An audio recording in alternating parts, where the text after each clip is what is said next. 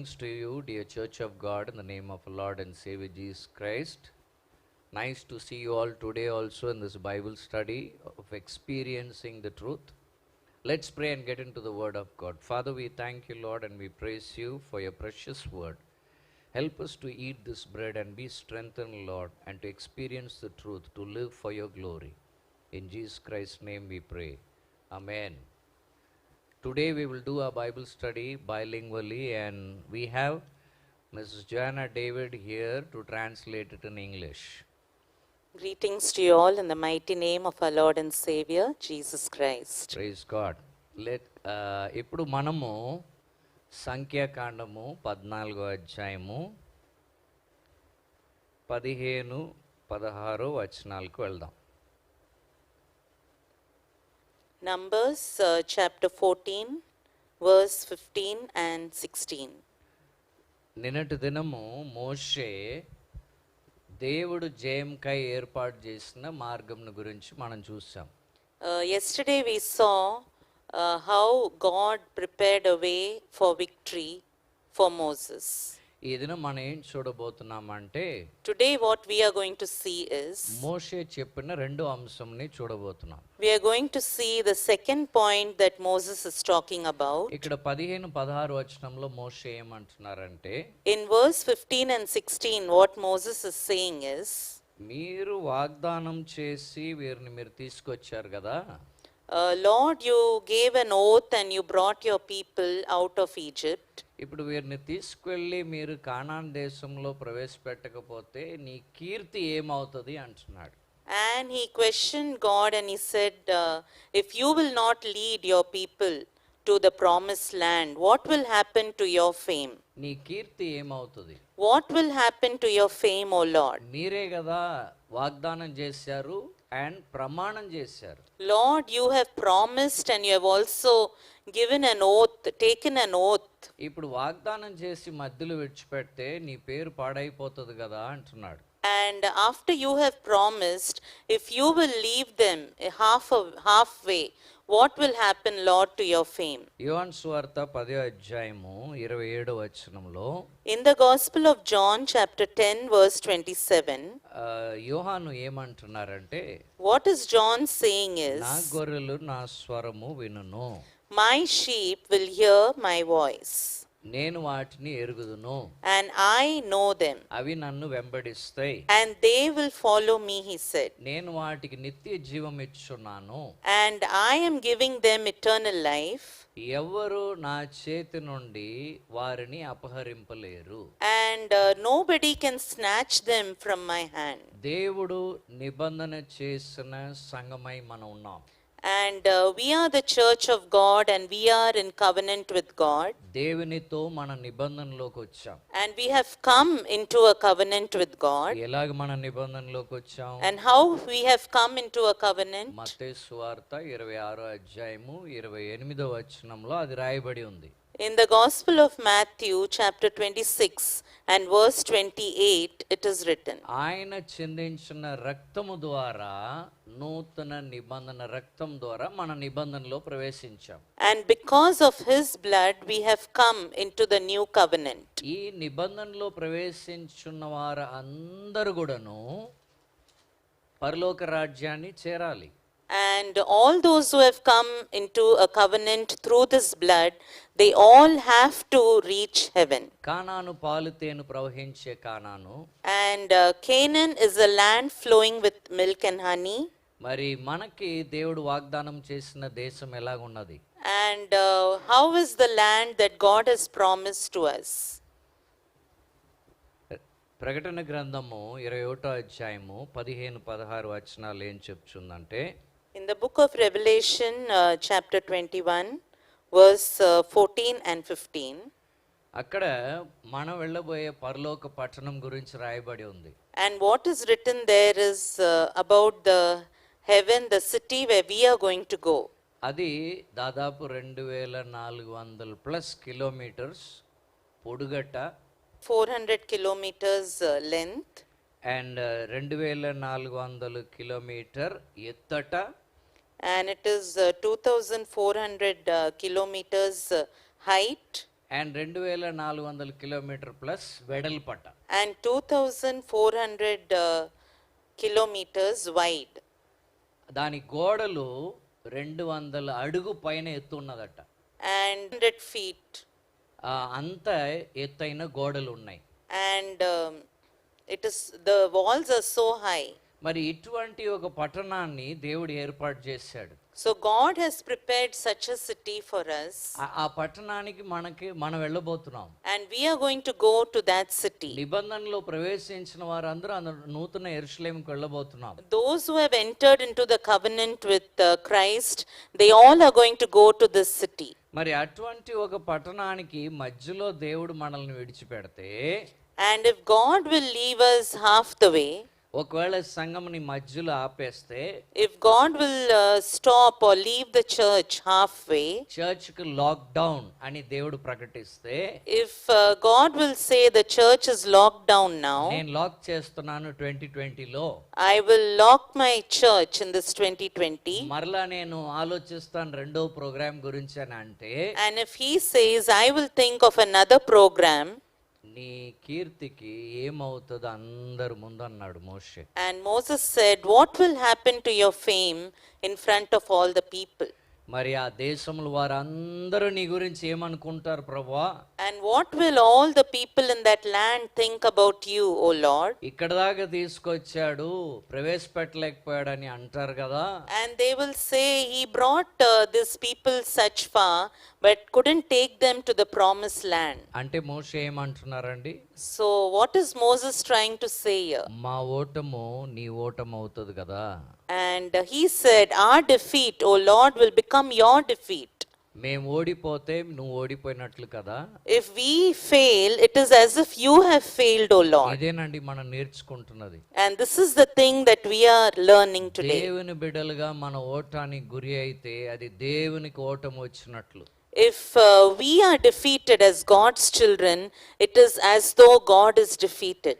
దేవుని నామానికి అది ఓటము. And it is a defeat to the name of God. దేవుని కీర్తికి అది ఓటము. And it is a defeat to the fame and glory of God. అందుకనే మోషే అంటున్నాడు. And that's why Moses was saying like this. అలాగే చెప్పొద్దు ప్రభువా. He said, please don't say like this, O Lord. తెగుల్ని తీసివేయండి.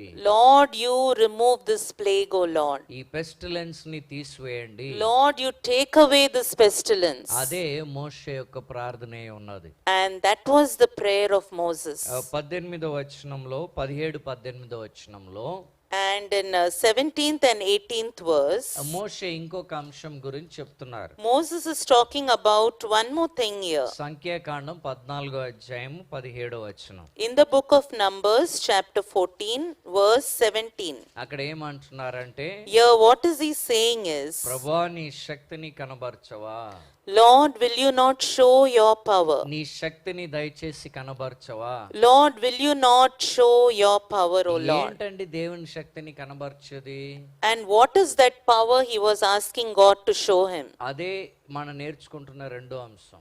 That is the second thing that we are learning today. ఆ రెండో అంశం ఏంటంటే, What is that second thing is? క్షమాపణ విషయమై నీ శక్తి.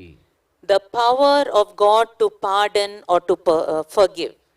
పరిహారం విషయమై నీ శక్తి. The power of God to pardon his people. అదే దేవుని శక్తి అంటున్నాడు. That's what he is calling the power of God here. మోషే అంటున్నాడు, And Moses says, నేను ప్రార్థన చేస్తున్నాను, Lord, I'm praying. నీ శక్తిని కనబరచు. Lord, please show your power. దేవుని శక్తి దిగి రానిదే, If God's power will not come down, పాపం యొక్క శక్తికి అంతం అవదు. the power of sin cannot stop. పాపం యొక్క శక్తి ఏంటో తెలుసా? And do you know what is the power of sin? యోహాను సువార్త 5వ అధ్యాయంలో In the Gospel of John, chapter 5, 14వ వచనంలో, in 14th verse, 38 సంవత్సరాలు బెథెస్దా కోనేటి దగ్గర ఉన్న వ్యక్తిని యేసు చూసి, Jesus, when he saw a man who was at the pool of Bethesda for 38 long years, ఆయన్ని బాగు చేసి దేవాలయంలో చూసి, And when he had healed him, and when he saw him healed in the temple of God, ఆయన్ని దేవాలయంలో చూసి and he saw him in the temple of God, అక్కడ ఏమంటున్నారంటే, and what did he say నువ్వు is, బాగయ్యావు, you have been healed, మరి ఎక్కువ ఘోరమైనది నీకు కలుగకుండా నిమిత్తము ఇంకా పాపము చేయొద్దు. and he says, do not sin anymore, so that nothing worse happens to you. ఏమండి, ఆయన జీవితంలో ఘోరమైనది ఆయన అనుభవించలేదా? Did he not already experience some worse thing in his life? 38 సంవత్సరాలు పక్షవాయు గలవాడై ఉన్నాడు. And 38 long years he was a paralyzed person. 38 సంవత్సరాలు ఒక తెగులు వంటి వ్యాధి ఆయన్ని వేధించింది. And 38 long years he had a sickness which was like a plague in his body. యేసుక్రీస్తు అంటున్నాడు, And Jesus Christ says, పాపం యొక్క శక్తి దానికంటే ఘోరమైనది. he says the power of sin is more than that. పాపం యొక్క పర్యవసానములు దానికన్నా తీవ్రమైనదిగా ఉంటది. And he says the consequences of sin will be more worse than the sickness. ఈనాడు పాపంని తేలిగ్గా ఎంచుతున్న వారందరూ నేర్చుకోవాలి. Today, all those who see sin lightly have to learn one thing. Doctrine of hyper grace ని నమ్ముతున్న వారందరూ నేర్చుకోవాలి. And all those people who are believing the doctrine of hyper grace, they need to learn this truth. ఈ సత్యం ఏంటండి? And what is this truth? పాపం అనేది తీవ్రమైన పర్యవసానంలోకి నడిపిస్తుంది. Sin will surely lead into very serious consequences. నువ్వు ఏది విత్తుతావో అదే నువ్వు కోస్తావు. Whatever you sow, only that you will reap. దాన్ని కోసే తీరాలి. And you have to reap that. దేవుని కృప ఉంది, కృప ఉందని దేవుని సంఘము బుద్ధిపూర్వకంగా పాపంలో వెళ్ళడానికి వీల్లేదు. And the church of God cannot think that we have great grace and greater grace, and so we can continue in our own sinful way. తెలుసుకోండి, ఈనాడు అటువంటి అభిప్రాయం ఉంటే. Today, if you have such an opinion, please, you should know this truth. మోషే ఏం ప్రార్థన చేస్తున్నాడు? What is Moses praying? దయచేసి నీ శక్తిని కనబర్చు. Lord, please show your power. ఈనాడు పాపం యొక్క శక్తి నుండి విడుదల కావాలంటే దేవుని శక్తి దిగి రావాలి. And today, if we want to see the deliverance from the power of sin, we need the power of God to descend. దేవుని శక్తి ఏంటండి ఇక్కడ? And what is the power of God here? పాపమునకు పరిహారం. It is the pardon for sin. పాపమునకు క్షమాపణ. It is the forgiveness for sins. అదే దేవుని శక్తి అంటున్నాడు మోషే. And Moses calls this the power of God. అది 5 తరాల నుండి వచ్చే పాపం యొక్క పర్యవసానం కావచ్చు. It may be the consequences of sin of 5 generations in the ఆ family. శక్తిని దేవుడు విరగొడతాడు. But that power, God will break it. అదే క్షమాపణలో ఉన్న శక్తి. And that is the power of forgiveness. అదే పరిహారంలో ఉన్న శక్తి. And that is the power in pardon. అదే ఆయన ప్రార్థన చేస్తున్నాడు. And that's what Moses is praying. ఈనాడు ఆ శక్తిని ఈ కరోనా వ్యాధిలో ఉన్న వారందరూ అనుభవించాలి. And today, that power, the people who are suffering from corona should experience. దేవుడు పాపాలని క్షమించాలి. And God has to forgive their sins. సంఘం వారు పాపాలని క్షమించాలి. God has to forgive the sins of the church. బాధపడుతున్న వారు పాపాలని క్షమించాలి. God has to forgive the sins of those who are suffering. అప్పుడు ఓటము జయముగా మారుతుంది. And only then the defeat will become ఇది victory. మోషే యొక్క ప్రార్థన. And this is the prayer of Moses. ఈనాడు మన బైబిల్ స్టడీలో నేర్చుకుంటున్నది అదే. And today what we are learning in the Bible study is that దేవుని బిడ్డలుగా మనం ఓడిపోతే అది దేవునికి ఓటం. as children of God, if we are defeated, it is the defeat for God. అలాగే ఓడిపోవడానికి దేవుడు నిబంధన రక్తంని చిందించలేదు. And God did not shed his precious blood, that covenant blood, so that we will remain in defeat. కాబట్టి మన ప్రార్థన ఏమై ఉండాలి? And that's why what should be our prayer today? దేవా నీ శక్తిని కనబర్చి క్షమించవా? Lord, will you not show your power and will you not pardon the sins? దేవా నీ శక్తిని కనబర్చి పరిహారం చేయవా? Lord, will you not show your power and forgive your people? ఇది మన ప్రార్థనే ఉండాలి. Today, that should be our prayer. దేవుడు తన శక్తిని వెల్లడిపరుస్తే If God will show forth his power, భారతదేశపు పాపాన్ని కూడా ఆయన క్షమించగలడు. God can forgive the sins of India. దేవుడు లోకంలో ఉన్న వారందరి పాపాన్ని క్షమించగలడు. God can forgive the sins of the people all over the world. ఎంత ఘోర పాపి అయినా, ఎంత వ్యసనమైనా దానికి క్షమాపణ ఉంది. However worst sinner you may be, or in how much ever addiction you may be, God will forgive and deliver you. ఈనాడు నువ్వు ప్రార్థన చేయగలిగితే Today if you can pray, దేవుని శక్తి దిగి వస్తుంది. God's power will descend ఆ పాపం యొక్క సంకెళ్ళు విడిపోతుంది.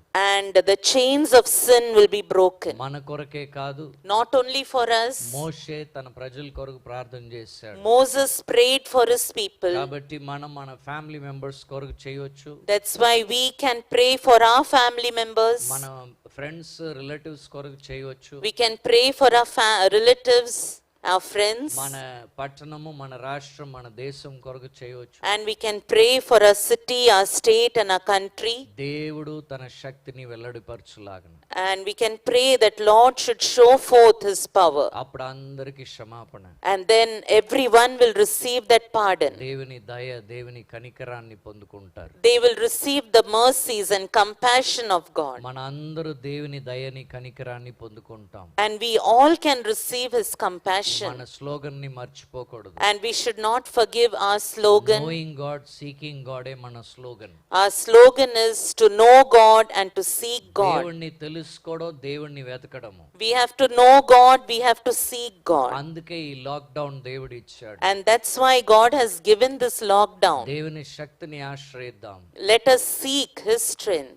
ఆయన శక్తిని ఆశ్రయిద్దాం. Let us seek his power. దేవుడు కార్యం చేస్తాడు. And God will do his work. అందరూ ప్రార్థన చేద్దామా? Let us all pray. మీరు వింటున్న వారు వింటున్న దగ్గరే మోకరించండి. And all those who are listening, you can just kneel down. మాతో మీరు మోకరించవచ్చు. You can kneel down with us. మోకరించలేని వారు మీరు కూర్చోవచ్చు.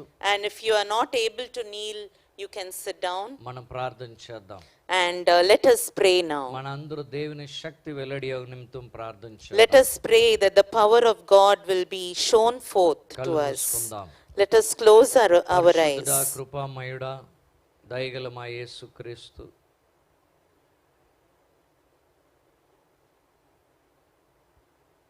పరిశుద్ధుడా, కృపామయుడా, దయగల మా యేసుక్రీస్తు. O Holy Father and our gracious Lord, ప్రభా, మోషే చెప్పిన మాట ఎంత సత్యము.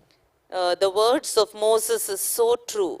అవును తండ్రి, మమ్మల్ని మీరు మధ్యలో విడిచిపెడితే మీ నామానికి కీర్తి రాదు కదా. Yes, Lord, if you will leave us halfway, Lord, honor will not come to your name. నీ నామానికి అవమానం కలుగుతుంది కదా. Only dishonor will come to your name. ఇంతవరకు యేసుని నమ్ముకున్న వారి గతి ఏమైంది అంటారు కదా. And they will say, what about the people who have trusted in Jesus? ఇదిగో సంఘం పైన మీ దృష్టి ఉంచండి. Lord, please look upon your church. విశ్వాసుల పైన మీ దృష్టి ఉంచండి. Lord, please look upon the believers. యేసు రక్తంలో కడగబడి నిబంధనలో వచ్చిన వారి పైన మీ దృష్టి ఉంచండి. Lord, please have an eye on those who are washed with your precious మమ్మల్ని blood. దాటి వెళ్ళొద్దు ప్రభువా. Lord, do not pass us by. మాకొని సిద్ధపరుస్తున్న పరలోక పట్టణంలో మమ్మల్ని చేర్చండి. Lord, please lead us to that heavenly city. ప్రభువా, ఆ చక్కని నూతన యెరూషలేము వైపు మమ్మల్ని నడిపించండి. Lord, lead us to that new Jerusalem. శాంతి, సమాధానం, కన్నీళ్ళు లేని స్థలమునకు నడిపించండి. Lord, lead us to the place where there is peace and no tears at all. ఈ భూమి పైన మా యాత్రలో యేసు మాకు తోడై ఉండాలి. And in our journey on this earth, Jesus should be with us. ప్రభువా, ఈ సమయంలో నీ శక్తిని కనబరచాలని వేడుకుంటున్నాం. Lord, we pray that you will show forth your power, O అవును Lord. తండ్రి, నీ శక్తియే వెల్లడి చేయండి. Lord, please show forth your power. ఇదిగో పాపులైన మా పట్ల కనబరచండి. Lord, to sinners like us, you please show forth your power. అవును తండ్రి, మా పాప బంధకముల నుండి మాకు విడుదల దయచేయండి. Lord, deliver us from all the bondages of sin. మా ఇంటి వారు తండ్రి కొందరు ఇంకా ఆ మారు మనసు అనుభవం లేదు, రక్షణ లేదు. Lord, in our own family, we have members who are not yet saved, O Lord. ఆనాడు మోషే వేడుకున్నట్లు మేము వేడుకుంటున్నాం. Lord, like how Moses prayed today, we are praying in వారి your పాపాన్ని presence. నువ్వు పరిహారం చేయవా? Lord, will you not pardon their sin? వారి పాపాన్ని మీరు క్షమించరా?